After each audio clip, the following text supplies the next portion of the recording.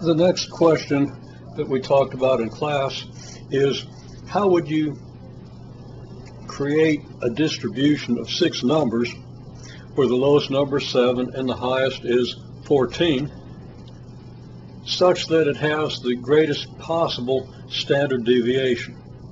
So how do we do that? You should think about that maybe before you look at this if you weren't in class. But I'm going to say what worked before was we kind of cleared out the middle a little bit, the middle of the distribution between 7 and 14. If we clear out the middle as much as possible, well, we can get rid of the whole middle by choosing to use 3 7s and 3 14s. Okay? And that's as big as the standard deviation of 6 numbers between 7 and 14 can be. There's no way to make the average distance of these numbers from the mean any bigger than if you do this. So if we do that, the mean is still 10.5, and there are lots of ways. Just average 7 and 14, you add them up, you get 21 divided by 2, you get 10.5. And if you got 3 7s and 3 14s, you're going to get the same thing. If you add up the 3 7s and the 3 14s, you're going to get 63. You divide that by 6, you're going to get 10.5. Well, we calculate the average and deviation and the standard deviation. So our average deviation, well, deviation of 7 from 10, well, that's 3.5 units from here to here. And from here to here is 3.5 units. So all the deviations are 3.5. Makes it very easy to calculate this.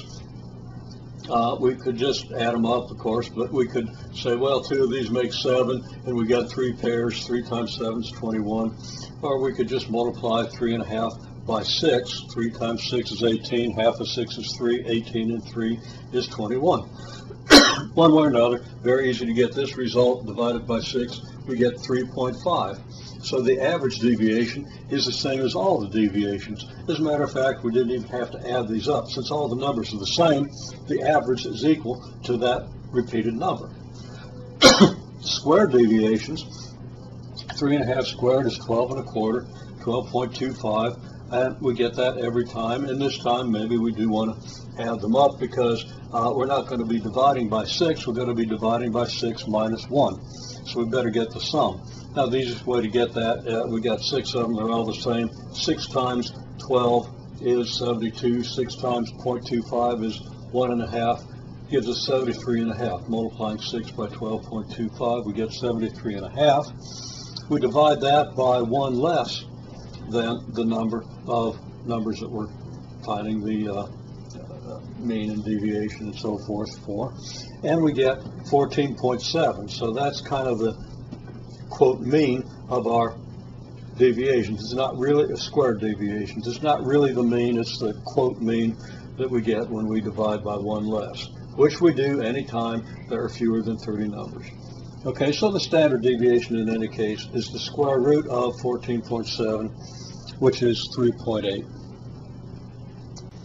We note that once again, the standard deviation is bigger than the mean deviation. We could conjecture from the examples we have that the standard deviation will always be bigger than the mean deviation. We won't be able to prove that. I won't even tell you whether it's actually true or not. But there's a pretty convincing case when we take the distribution to the extreme to get the biggest possible standard deviation. That standard deviation is still bigger than the average deviation.